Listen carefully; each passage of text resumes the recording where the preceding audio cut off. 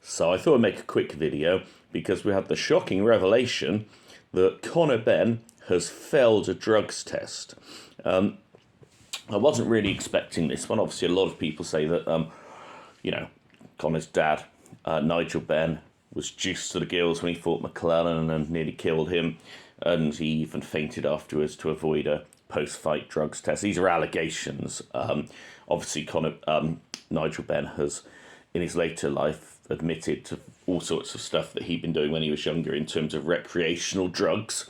I'm not aware he's ever admitted to anything performance enhancing, but I believe Nigel's been quite open about, he was very experimental with trying all sorts of psychotropic agents. Conor Benn, some have remarked it's rather strange that he goes from having 50-50 fights with a journeyman to then icing people. And they find it suspicious. And when you're the darling of British boxing, usually, you may get a bit of leeway with adverse findings and the like, mightn't you? That's the suspicion. Well, that's speculation. But in terms of this, I read the report in the Daily Mail, and then subsequently Sky News have come out. And I presume because Chris Eubank is connected, I believe he's connected with Sky, isn't he? Hasn't he got some sort of deal with Boxer XX and Sky, even though it's going to be on DAZN? Either way, the Sky News article seemed to be quite defensive about it and didn't want to say that Conor Benn's been caught cheating or anything like that. So what it actually is, it's a drug called Clomiphene. The Sky article said it was trace amounts, which could be significant because you have to have a level which is a cut-off, because theoretically they could be an atom of anything in anything so you have to have a cut-off that this is significant, this isn't. So is this result significant or not? It was hard to say from that. It also emphasised he's only had his A sample tested, therefore he's still technically innocent until and allowed to fight until the B sample is taken. But of course, I assume they check the B sample, not taken, but checked rather, it's bottled up somewhere. They check the B sample before the fight and then they make a decision. But you know how British boxing is with, if you know anything about the British Boxing Board of Control, they don't give a damn about, in my opinion, don't get sued by them, in my opinion, don't give a damn about fairness, because we see that with all the atrocious home fighter decisions with judging. And afterwards, I forget his name, but is it someone Smith, the head of the British Boxing Board of Control, when he's been asked about, how is this right, this particular card for such and such a fight, when we all know there's a terrible robbery taking place, and he doesn't give a damn. He's condescending. He just looks down on the person asking the question and basically insults him and insults everybody that's a fan of boxing, just implying we can do what we like. And indeed they can, really, the BBOC. I mean, I'd strongly prefer using a different boxing board of control, because you don't have to use the BBOC. We saw that when Luxembourg Boxing Board did the Chisora against Hay fight.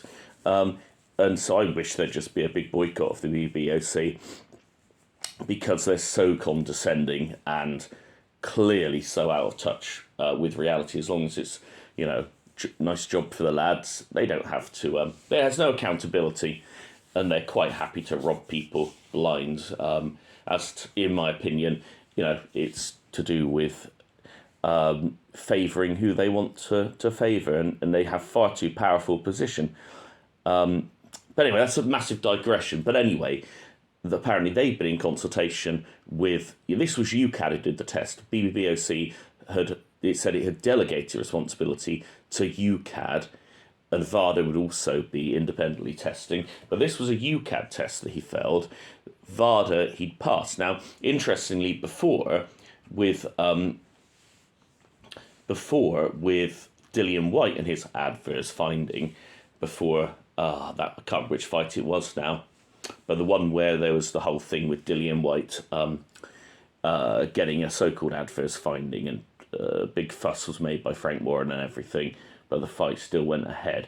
Then I'm pretty sure it was VADA that had flagged it, and they're a voluntary organisation contractually bound to them, but they're not a national sort of regulator affiliated with national professional sports regulator.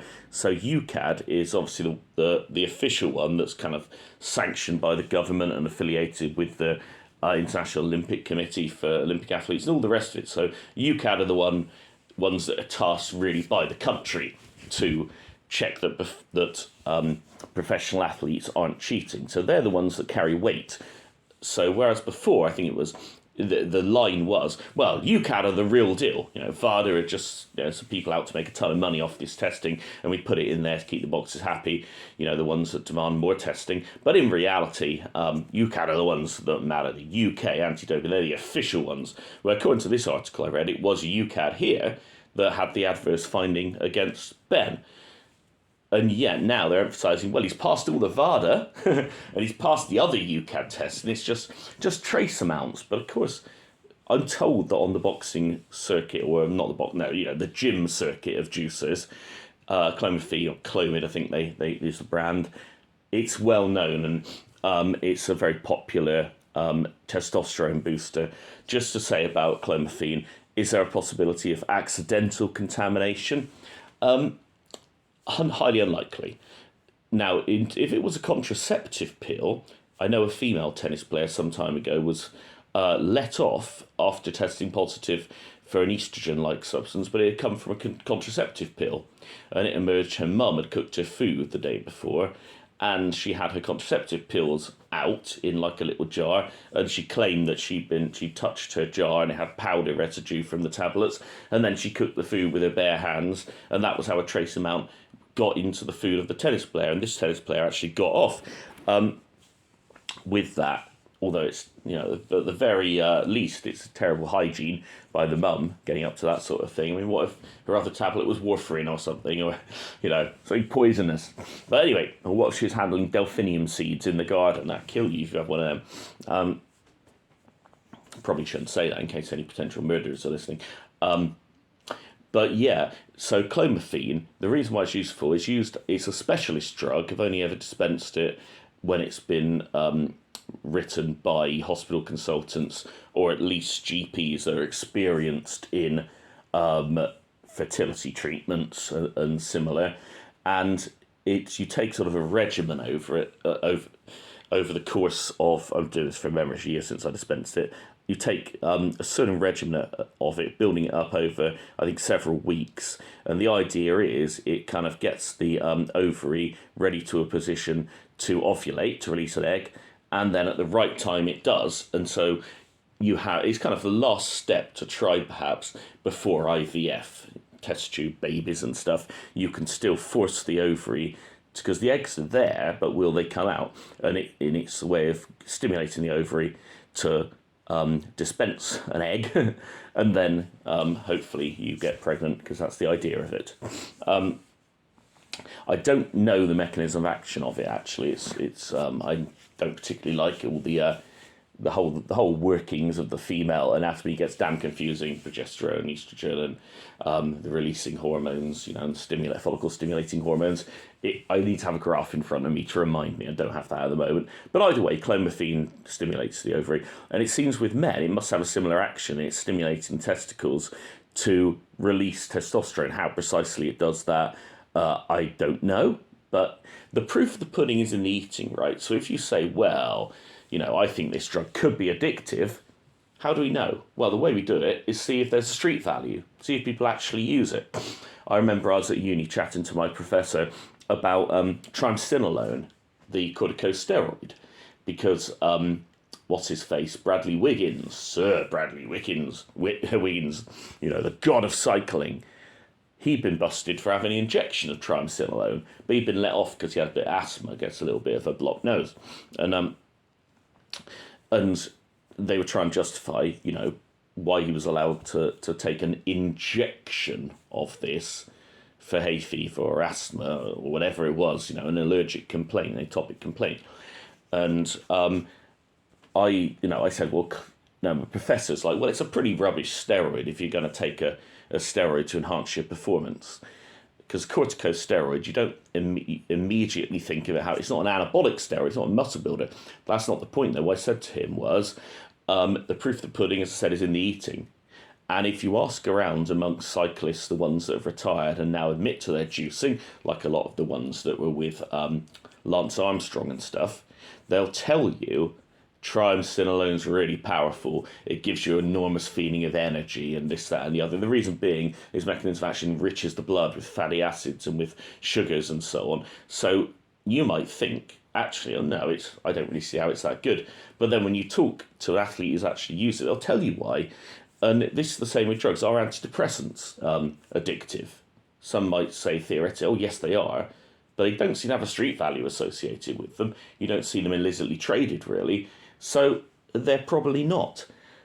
This stuff, it seems, is well known throughout juicy gyms, Clomid being used. So I would say, yeah, it obviously does a job. Now, it has been speculated that Conor just really wanted to grow a beard because he looks quite useful, maybe wanted to look a little bit more manly, and this was used maybe to aid that.